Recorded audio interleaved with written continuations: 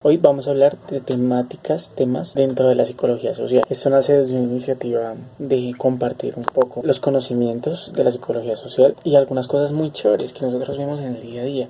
La idea de esto precisamente es hacer un abordaje práctico que las personas entiendan, para quitar un poco el cientificismo al respecto, el reduccionismo, para hacer un abordaje crítico cercano a las personas. Entonces, bien, abordaremos diferentes estereotipos. Pues hay muchos otros, pero digamos que estos son como pilares fundamentales, ¿vale? Está los estereotipos, está el interaccionismo simbólico, las representaciones sociales y el constructivismo, aunque sobre todo tomaremos los primeros tres en este video por temas de tiempo. Entonces, bueno, ahora que vamos a abordar el tema de los estereotipos, les tengo que decir de los autores de las referencias, precisamente para no darles una información vacía, ¿no? Eso siempre nosotros tenemos que tener en cuenta como una referencia básica para partir de algún punto y no tener una palabra vacía, sino un argumento teórico. Entonces hay un libro, me llama mucho la atención, que se llama Psicología Social. Es de la tercera edición. Es hecho en España.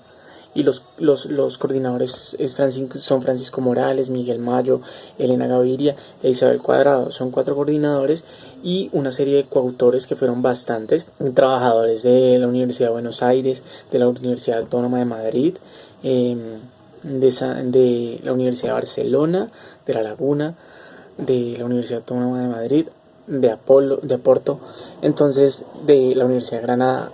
Hay muchos, ¿vale? Una construcción muy significativa porque viene un abordaje de muchas personas para lograr este objetivo. Bueno, bien, entonces voy a hablarles de los estereotipos desde cómo lo abordan acá, pero sobre todo como un ejemplo que nos dio el profesor Juan Pinzón en una de sus clases virtuales, clases conferencia que se dieron con la pandemia. Nos lo planteaba como un edificio, ¿ven? Entonces está un edificio y nosotros conocemos ese edificio de la siguiente manera, ¿no? Digamos que nosotros trabajamos en él, supongamos, una persona trabaja en ese edificio, llega en su carro, se baja de su carro, se dirige al lobby, entonces en el lobby ya lo dirigen al ascensor. Bien, en el ascensor le aprieta el botón del sexto piso, se sube, en el sexto piso sale, observa a sus alrededores, ve la estructura del edificio normal, digamos que de forma inconsciente almacena todos estos contenidos y repetitivos, de hecho, porque él conoce el edificio, eso dice, eso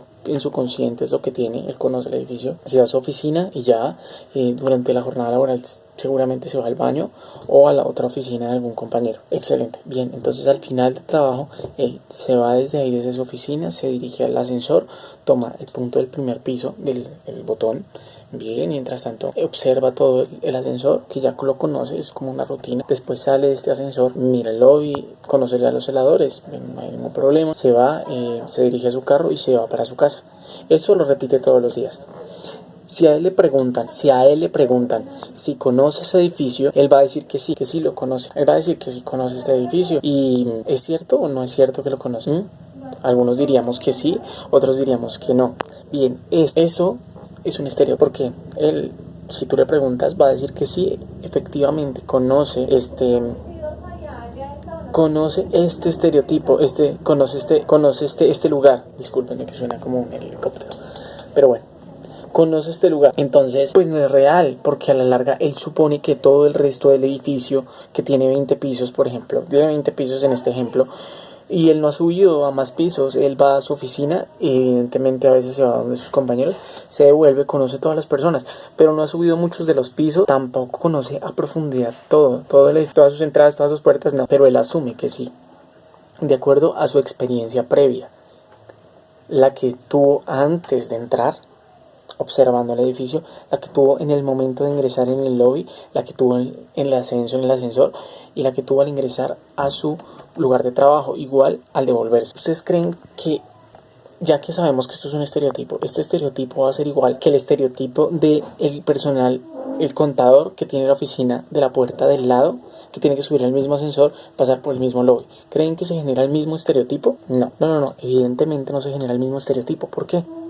Por la experiencia previa. Bien, porque les voy a explicar esto.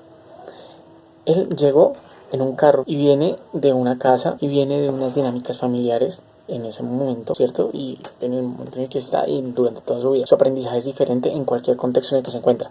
Para en su carro y sube el ascensor y todo este tema, ¿sí? El contador, resulta que el contador no tiene carro, tiene moto. La experiencia varía, el recorrido varía, la observación varía, los sonidos en su recorrido varían, el aprendizaje significativo varía, no porque sea mejor o peor. Y el de la oficina del lado, digamos que es ingeniero, el ingeniero industrial, y él, no por estigmatizar, solo es un ejemplo, y él viene en bus, en Transmilenio. La experiencia de estos tres va a ser diferente, por tanto el estereotipo va a ser diferente. Puede que ellos lo verbalicen de la misma manera, pero el contenido cognitivo, la estructura cognitiva es diferente de acuerdo a su experiencia previa. Esto mismo que se los acabo de explicar con el ejemplo dado por Juan Pinzón, el profesor Juan Pinzón de la Universidad Uniminuto de Soacha en el año 2020, hacia mediados del primer semestre de ese año, es que no sé exactamente como marzo, que de hecho él nos dictó esta clase, representa esto viene siendo los estereotipos, ¿sí? Él nos lo explicó de esta manera y está genial. Entonces, estos son los estereotipos. Ahora bien, ese edificio es una persona. Es una persona que tú conoces hoy o mañana o el día que sea. Y es una persona o que conoces desde tu infancia y estás conociendo todos los días, ¿sí? Es una persona que seguramente tú conoces, o tu papá también conoce, tu mamá, o tu amigo, o tu... A pesar de la cercanía en las experiencias, el estereotipo no va a ser igual. Tal vez similar, pero no va a ser igual. El tuyo es un estereotipo único de ese individuo.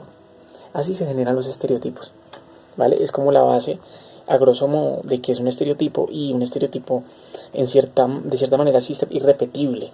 Se comparte en la similitud, pero es irrepetible por esto que ya les acabo de explicar. Bueno, eso en cuanto a los estereotipos. Ahora les voy a hablar un poco del interaccionismo simbólico para llegar después a las representaciones sociales. Entonces, el interaccionismo simbólico lo tomo de un documento, Interaccionismo simbólico y la educación dual. Es un artículo de Ernesto Sánchez Jerez. Estos son contenidos dados por el profesor Juan Pinzón dentro del curso, y también gracias a nuestras investigaciones tanías con el curso, en las que logramos entender conceptos y aplicarlos sobre todo a la práctica, llevarlos mucho a la práctica. Bueno, este interaccionismo simbólico de educación dual es un artículo que busca presentar los conceptos base del interaccionismo simbólico, primero desde un punto de vista del precursor, Herbert Mann, y luego desde la mirada de su fundador, Herbert Blumer. Herbert Blumer me quedó mejor pronunciado y se fundamenta en la teoría de los tres principios: el de los significados, el del interacción social simbólica, y el de un sujeto agente. Bien, entonces vamos a partir de estos tres que tomaron en esto, porque fue lo más abreviado posible y entendible del interaccionismo simbólico debido a la complejidad. Les voy a explicar ahora sí de qué se trata el interaccionismo simbólico. El interaccionismo simbólico, como bien dicho, es parte de los símbolos. ¿Qué es un símbolo? Un símbolo dentro de una cadena de comercio, de pronto dentro del tema netamente económico. Un símbolo es algo gráfico, ¿no? Algo gráfico que nos motiva, que moviliza, ¿verdad? Bien, el interaccionismo simbólico, les voy a explicar primero el tema de simbólico y luego el por qué interaccionismo. Bien, los símbolos en este caso se representan a través de la comunicación. Una palabra se puede decir de muchas maneras. Bien dicho, eso es de las mamás colombianas.